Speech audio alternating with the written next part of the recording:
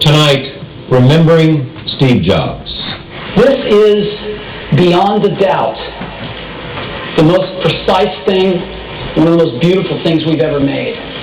Glass on the front and the rear, and stainless steel running around, and the precision of which this is made is beyond any consumer product we've ever seen. Its closest kin is like a beautiful old Leica camera. It's unheard of in consumer products today. Just gorgeous. And it's really thin. This is the new iPhone 4. An appreciation of Steve Jobs. Next. Funding for Charlie Rose was provided by the following.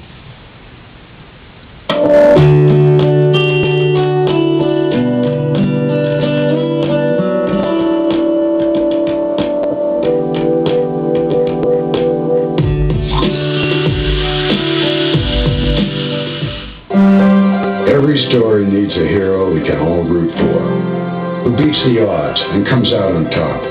But this isn't just a Hollywood storyline. It's happening every day all across America. Every time a storefront opens, or the midnight oil is burned, or when someone chases a dream, not just a dollar. They are small business owners. So if you want to root for a real hero, support small business. Shop small. Additional funding provided by these funders.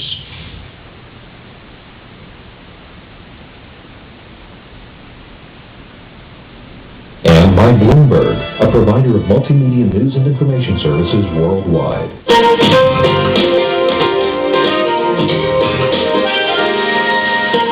From our studios in New York City, this is Charlie Rose.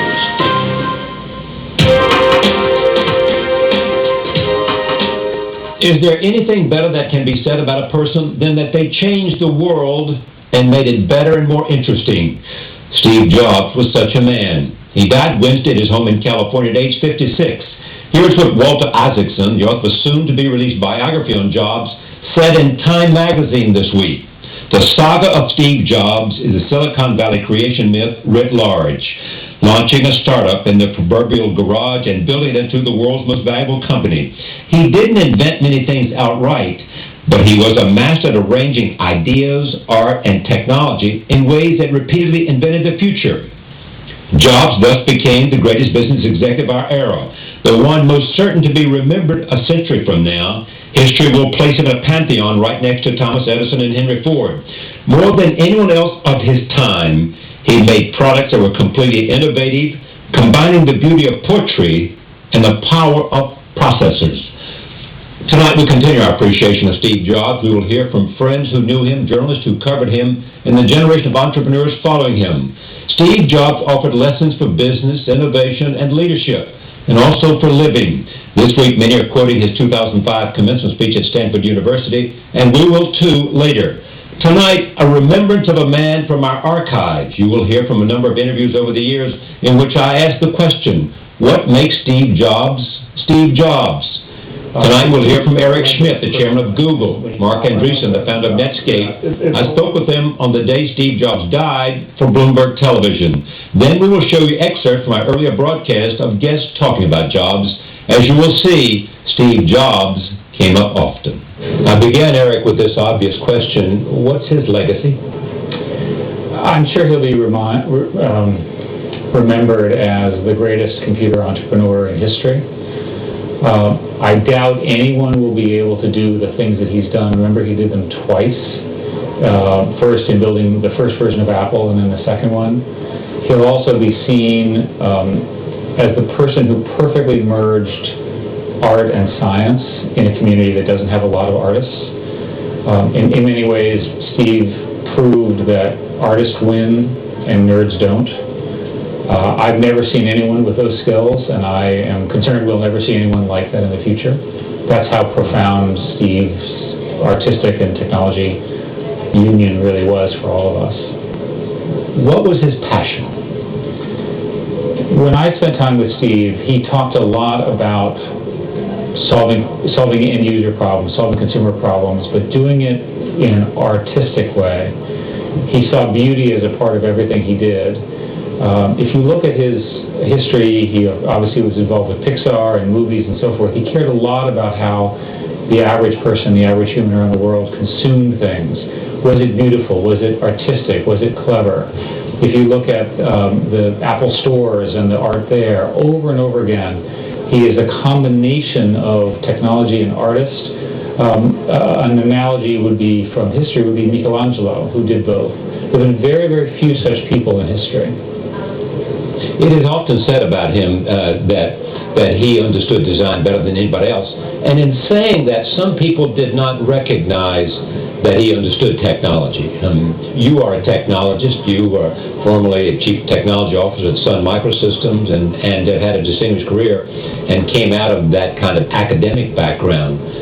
Steve had a different academic background, but most people in technology gave him credit for his understanding what about technology?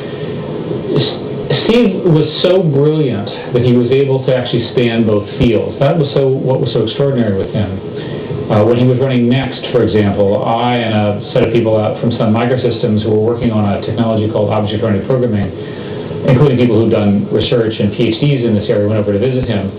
He spent an hour explaining what he was doing with such passion that he convinced us that he was right, and it took us another half an hour to find any holes in his argument. He saw us confirming, and he ran out to try to convince us even more so. That was the level of depth that he understood technology. And I think that people who say that he was an artist and not a technologist don't understand how hard it is to build the products that Apple, under his leadership, did. In terms of scale and power and so forth. He understood everything that the computer scientists were doing and drove them as hard as he drove his artist friends too. And also understood marketing. Obviously, he understood the notion. He was a showman in that sense. The unveils, at the board meetings, for example, he would love to have all the new products and unveil them one by one and talk about how they were going to change the world. He took great pride in the products that were built and that we all use today. It is said that he didn't suffer fools easily. I think all such creative people are so passionate that they don't have a lot of time for people who sort of don't get it. And I think it's fair to say that Steve was one of those people. Steve, however, inspired great loyalty among the people who worked for him and people who worked with him. And if you look, the mourning that's going on, from his former and current employees at Apple and the many people that have worked with him, known him closely, indicates that while he certainly had strong opinions about things, you could talk to him, you could listen, he would listen to you, especially if you were right. What's interesting, too, this evening is that most of us are directly connected to him because we have an iPad, we have a phone, we have a Mac computer. We know and understand what he was about because we can see it and hold it and feel it. Well, in that sense, I think the artist role makes a lot of sense. He's the first person to take computing and computing platforms and make products that actually cause people to fall in love with the products, in love with the artistry, in love with using information. And that, I think, is his primary contribution. He also, of course, has changed the course of history with the kinds of things he's done with respect to the scale of the platforms that were built at Apple. But I think ultimately, if you look at the success of the iPod, for example, which everybody said couldn't be done, or the success of the iPhone, which really brought in the smartphone revolution and really sort of invented it, he will get the credit, and he and the teams that he led deserve that credit for doing it. It is often said as well that he was not a guy that did a lot of testing. He was not trying to find out what the market wanted. He wanted to build something that he knew if the market saw it, they would want it. It was creating a need. Yes. What's important about this particular founder, he has a particularly good sense of what people wanted from technology because they wanted to solve real problems. And he would famously, for example, not add a second button to the mouse because the mouse only did one button. For a while, his computers didn't have the equivalent of CD drives way back when because he didn't see the need. And that approach, that sort of tough love approach, worked. because he was able to sort of capture the imagination and solve the problems in a different way. Apple as a company has that ability to move its customer base forward in a way that the personal computer industry largely has not. You were on his board. That's correct. What was that like? Well, it was great fun and it was a great honor for me. One of the things that I think it's worth saying is that he did suffer at some times during his illness, and I think none of us would want to go through the suffering that he went through. And I think that in his legacy, we need to recognize his courage in the face of his own mortality and his own health. And this went on for 6 or 7 years under extraordinarily difficult medical situations. He lived, as far as I know, as long as anyone possibly could with the medical diagnosis that he did, and he did it with tremendous courage that most of you have not heard about. Did he talk about his own mortality? We talked a little bit about what it was like to go through the medical procedures that he went through. And we would talk about sitting on his back porch and appreciating the sunshine and appreciating the fresh air and looking at the flowers. And I think that if there was any person in the world who understood the value of life, it was Steve Jobs. And he often would say, in talking about his illness, and you've got a sense of optimism somehow that he believed that he could overcome this. Was that simply for the benefit of others, or did he believe that somehow, because he believed in science and technology and believed that there were solutions to problems, that he might survive this? I think of Steve as our country's greatest innovator, and in his illness, I think he believed, like with many other things, that with sheer passion and sheer force of will, these were overcomable. And I think the quality of his life at the end and his ability, his discipline, really sort of showed those characteristics. And those are characteristics that all of us should admire. When he was dealing with products, I've heard these anecdotal stories, there was a perfectionist, a man who looked at what was possible and insisted that it could be done. And even though you, or not you, but someone working with him might get a 2 a.m. phone call saying, what about this? And Steve would insist that he wanted it done even though the person buying the product might not know or might not even care. But he cared that it be the way that he thought it could be, the way he imagined it in his own mind. This is a man who understood detail, and he cared the way an artist cares about every brush stroke. So it was important that everything be perfect, whether it's the packaging or the distribution or the branding or the software working and so forth and so on. He spent hours and hours preparing, for example, for his presentations, and over again would bring his staff up to the level of his presentation skills over and over again.